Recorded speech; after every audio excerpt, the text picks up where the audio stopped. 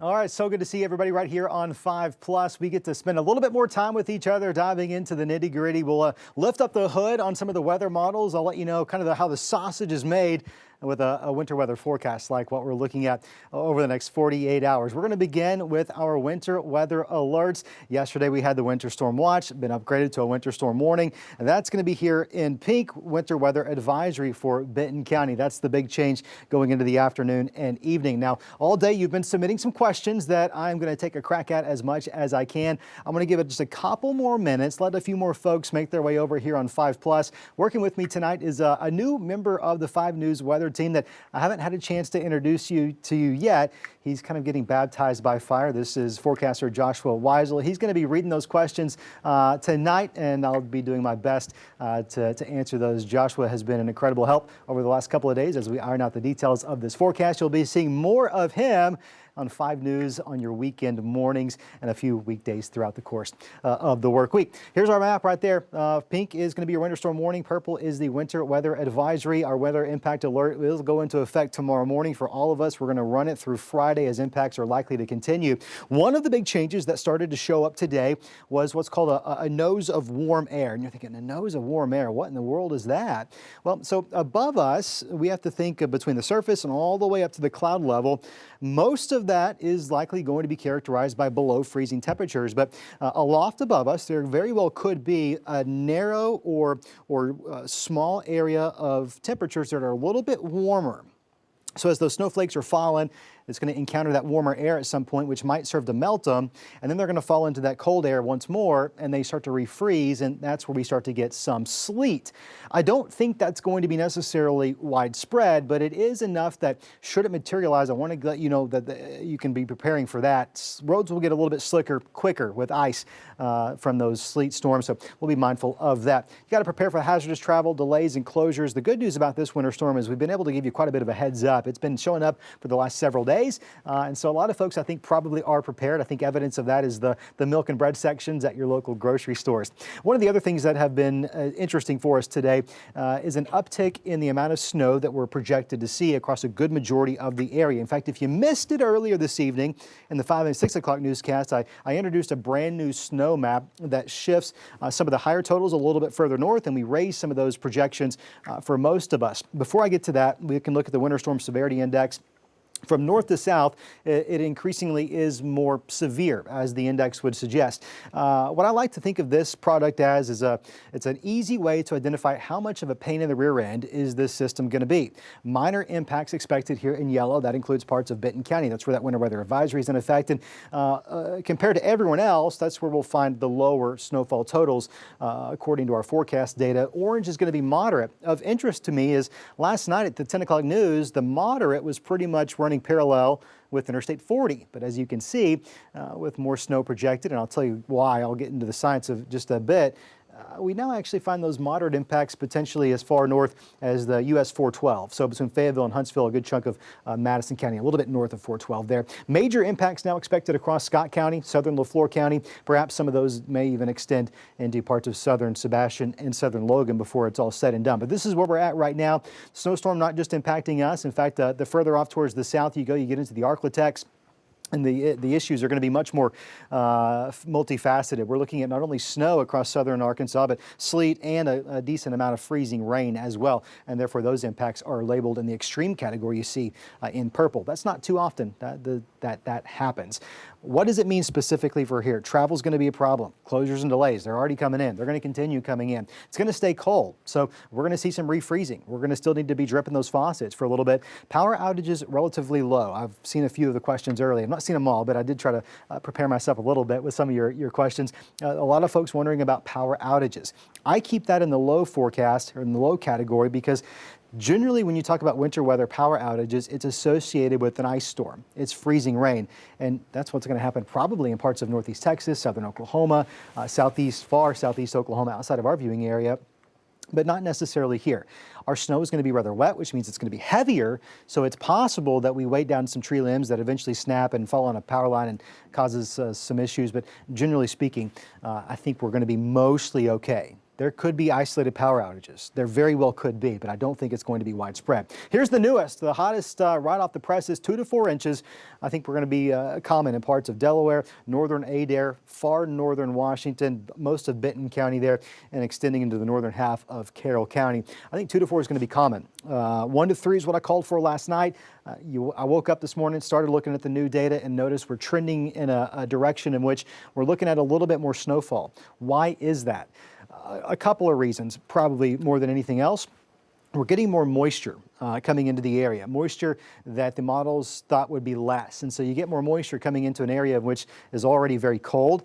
You start to see some higher snowfall totals as a result of that. The other issue, I think, is the models just take some time to resolve all the fine details of these complex storm systems. And so now that storm system's been in the lower 48 for the last day or so, it's got a better handle on the dynamics that are at play, and therefore it starts to fine tune those specifics, and those numbers have started trending up. Let's dive into the details. We'll dive into southern Arkansas, or the southern parts of the viewing area, I should say. First, let's go into some local communities here. And I know there's going to be some appearing of black and white, or light blue versus dark blue.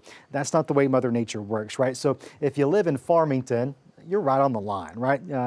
You're technically, I've got you in that higher range, but you're so close to that 2 to 4. Let's not focus in necessarily on specifics, but painting with a broad brush, if you will, 2 to 4 inches from Centerton through Garfield, Bella Vista, Lowell, Rogers, Bentonville, Gravette, Decatur, Siloam Springs, Eureka Springs. I think that's going to be pretty common for us. Springdale also somewhat on that line of we could go anywhere from 2 to 4, or so we're really close to that 3 to 6 inch range. It's really going to be dependent on where those heaviest snow bands set up. I still believe the further south you go, we not only have better moisture, we're closer to our storm system itself, that area of low pressure, and that's why we're going to expect some higher totals in places like Salisal and Muldrow, Watalula, Chester, Cedarville, Uniontown, Van Buren. I don't have to read them off to you, all of them, but a lot more towns here, and you can kind of see Scranton, Clarksville, kind of behind my computer screen, and maybe I can move that for you.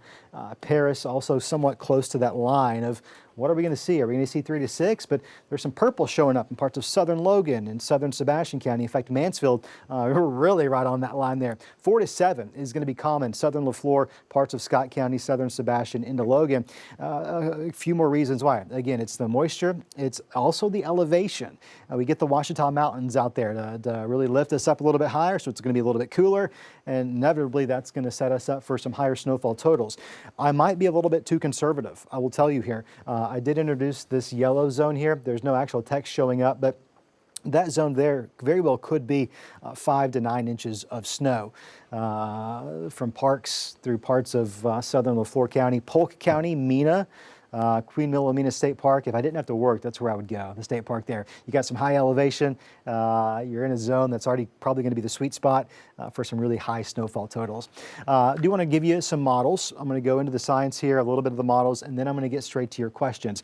These are not forecasts. What I'm about to show you are not forecasts, but they are tools that we use as guidance to make the real forecast. This first one's the European model. It's one of the 2 major global models, and you can see 2 inches in Bentonville, 2.5 almost in Fayetteville. And you notice the sweet spot, according to the European, is from Waldron through Poteau into the southern LaFleur and Scott counties. Further south, you go closer to Little Rock, very well could see anywhere between 7 and 9 inches of rain in that part of central Arkansas. The next one up we're going to be looking at is the GFS, which is the American global model. Looks a little bit different in terms of actual numbers, but placement of those highest amounts, that's the real takeaway from this, is going to be the further south you go. But hey, you know, we're in the ballpark with that 2 to 4 across the River Valley, 2 to 4, especially across parts of northwest Arkansas. That very well could be a reality for us. This next one's going to be our proprietary in-house model that we run out of Channel 5 here. And this one is what we call a high resolution model. So there's a lot of different ways these models work, and ultimately they're programmed differently. They have their strengths, their weaknesses.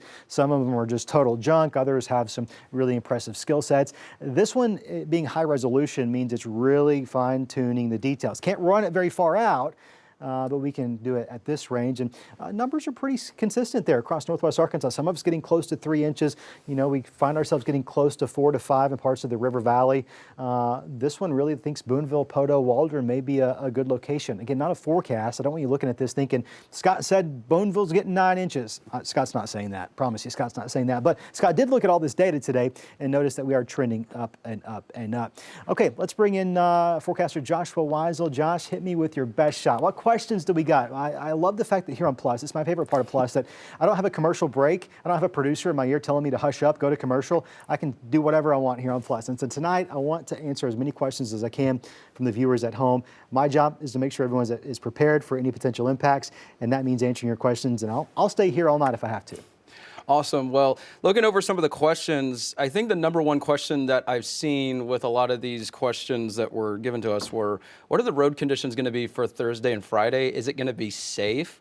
And what those conditions are going to be looking like into, you know, late day Friday as well. Yeah, for sure. The thing here is that's a little bit different than a lot of our winter weather systems that do impact us here in northwest Arkansas, the River Valley, is that our temperatures are already going to be cold. This is 12:30 tomorrow afternoon, so right around the lunch hour, we might actually have some early bands of precipitation arriving, but look at those numbers. We're probably already well below the freezing mark. We're around 29, 30 degrees. And here's the thing, these aren't going to warm up. These temperatures are going to stay relatively cold or inconsistently in those mid to upper 20s. So I say that to say this, road conditions are probably going to deteriorate relatively quickly. In terms of what road temperatures mean in terms of passability, slickness, and impacts. Look, at 33, it's a cold, wet, miserable rain. We get to 32, and slick spots are starting to develop. I just showed you we're at 29 and 30, which puts us over on this side of the screen. Slick roads, hazardous travel is certainly going to be becoming more abundant, especially on those untreated roads. If it's a treated road, and I passed one of the RDOT trucks putting some brine on 49 earlier this afternoon, maybe you can get to 29 degrees, but at that point, it's treacherous. Well, a lot of us were already at 29 when that snow started falling, according to some of our high-resolution models that we were just looking at there. You start to look at these temperatures as the snow comes in. We're very well within that threshold. So I don't think this is a situation. Here's the bottom line. I don't think we're in a situation where it's going to take a few hours to start to see impacts. I think we see them relatively early in the event. So what does that mean for roads on Thursday, on Friday, and even on Saturday? Thursday, they're going to deteriorate within an hour or so of precipitation starting. So what that's going to look differently, but depending if you're in Poteau or Huntsville. Of course, we expect things to get going further south first, lifting up towards the north with more impacts in northwest Arkansas later in the afternoon and early evening hours. So I think if you're in the southern part of the viewing area, if you're along or south of 49, you can expect road issues as early as noon, certainly by 3, 4 o'clock in the afternoon between Fort Smith, Clarksville towards the south. And as I would say, as early as 2 or 3 in northwest Arkansas, definitely by 5 p.m. tomorrow evening, roads are going to get rough.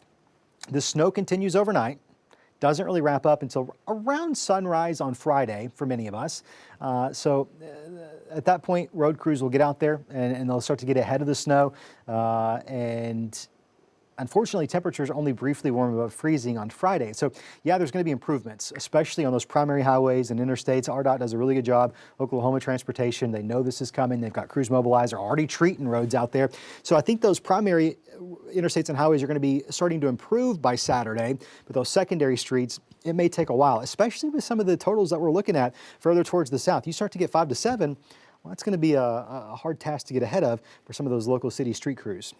Next question, what do we got? It's a good one. All right, so one of the other questions I'm seeing from a couple different people that were reaching out was, what are the chances of thunder snow in northwest Arkansas? I love that question. I have never experienced thunder snow. I've experienced thunder sleet, which is close, but I've never experienced thunder snow. It is just what it sounds like. It's when there's a big old loud clap of thunder while it's snowing. Is that going to be a potential for us? Unfortunately, I don't think so. You need thunderstorms to occur while it's actually snowing, and there's not enough convective available potential energy, or that's the fancy 50-cent way of saying there's no storm fuel with this system to work for. I was looking earlier, selfishly as a weather nerd, I thought, boy, it'd be really cool if we're going to get this much snow. Could we get thunder snow too? Not the case. It would be, a lot of things would have to change convectively in the atmosphere, and it doesn't appear to be the case there. Good question. Someone's a weather nerd out there, and I like that. Whoever you are, whoever sent that question in, thank you. The other questions that I'm seeing are for people who are commuting to work in the early part of the day when they're coming home from work. How should they kind of prepare for the commute home during those weather conditions? I'm seeing a bunch of questions kind of asking about the commute back in the late afternoon. Yeah, it's going to be problematic for a lot of us. I think going to work, we're going to be fine tomorrow morning, probably through mid to late morning for many of us. But by the afternoon, in fact, I'll back this up. This isn't gospel, but it is a pretty good model that's going to give us some ideas. 2 o'clock in the afternoon, we've got some of the sleet out there. We got some snow. That's in of itself going to cause some issues. You go a little bit later into the afternoon and evening hours. Here's 5 p.m. That evening rush home, you're probably driving through snow showers. And again, keep in mind those conditions are likely to deteriorate relatively quickly in the evening. So if you have to go to work tomorrow, and I get it, a lot of folks do. I'm one of them, right? Your drive home is certainly going to be a little bit more treacherous than your drive to work tomorrow. Awesome.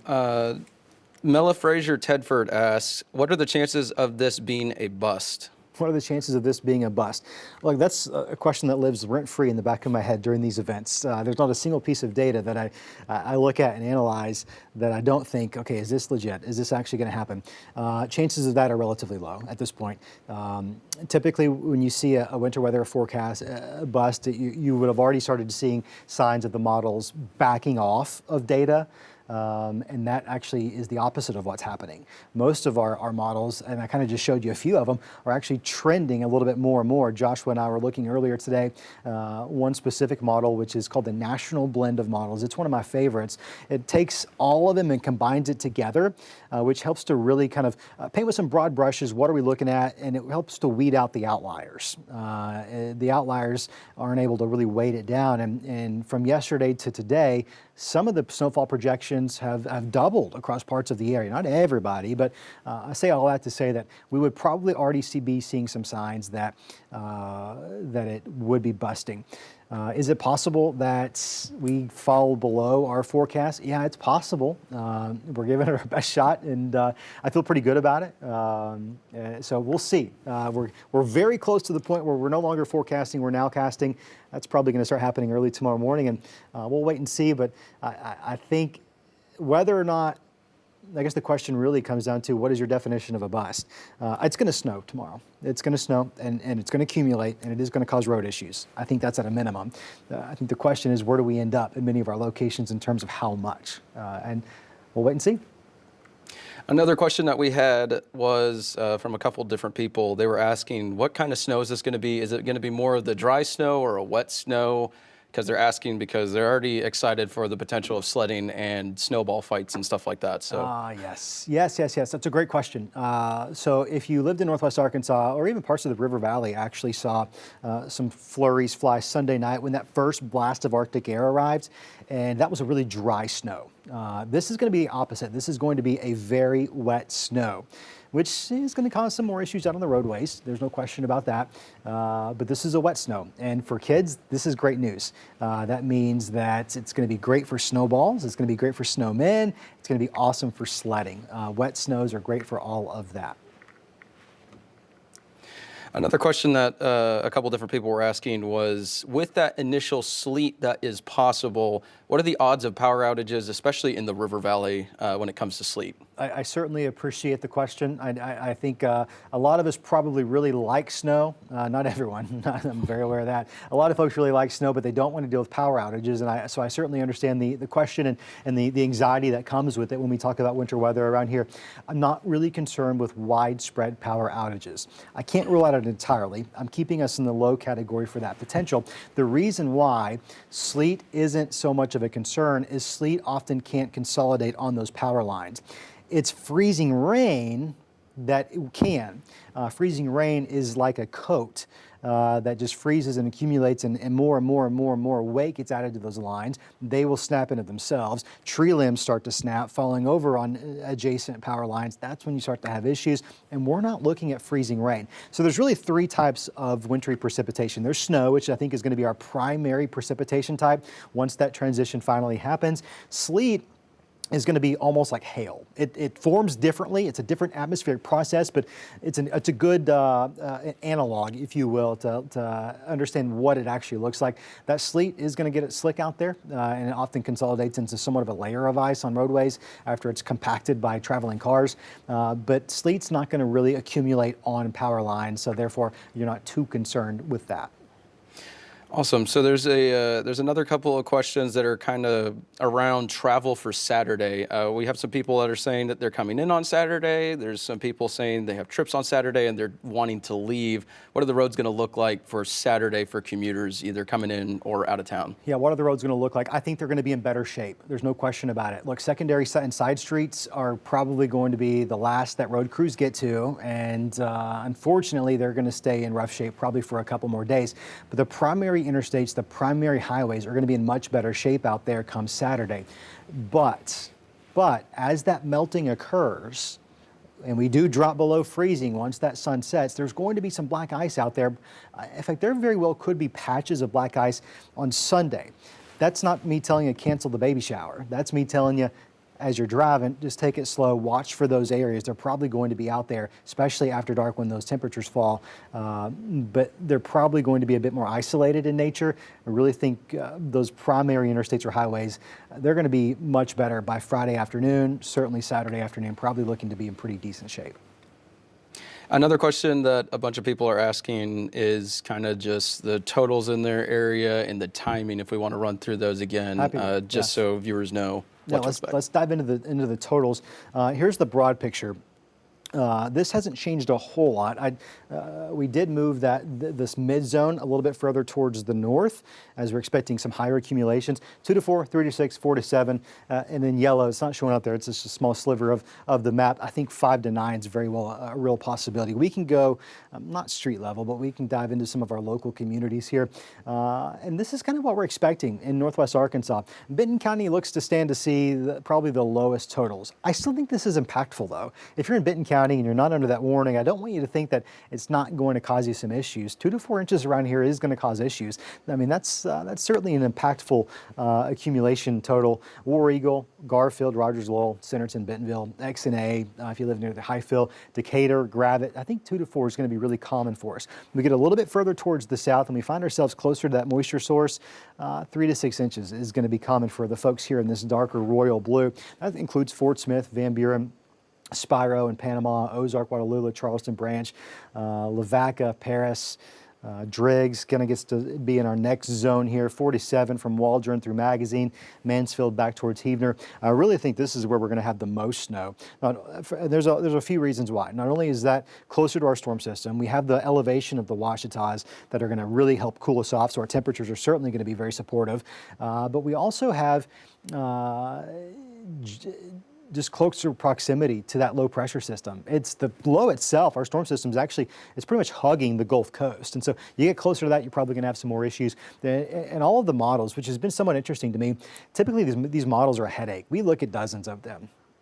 And they all have a different idea. They're all programmed a little bit differently, and they have a different way of seeing the world. It's like getting 12 people in a room and asking them what color something is, right? And it's just kind of tough to identify exactly what everyone thinks. There's always a little bit of differences. So one of the things that has stuck out to me is early on in the forecast for the system, it has always appeared that there's probably going to be heavier snow rates in this general vicinity. Now, what's not in my map here, but I can give you a slightly different way of looking at it through the Winter Storm Severity Index is there are going to be a couple of bands of some heavy snowfall that's really going to change the game. Right now, it looks like a lot of those bands are going to set up from the Mena area. They're going to move through parts of Hot Springs into Little Rock, perhaps even extending as far east as Brinkley. That heavy snow band very well could result in some near record snow. I don't think that's going to be the case here. But if that band shifts, and it's a real possibility that it shifts north or south, then very well we could be looking at different numbers. Another question that a couple of viewers were asking was alternative ways to stay warm in the event of a power outage Yeah. and kind of what to do in that event. Well, yeah, that's a great question. Obviously, you're going to want to layer up. Multiple layers, that's going to be really helpful. Try not to open the door too much. No one was raised in a barn around here, right? We always got asked that growing up. That's going to be the first couple of things that you can do. But I would also ask you to contact your local emergency management officials. They're very well prepared.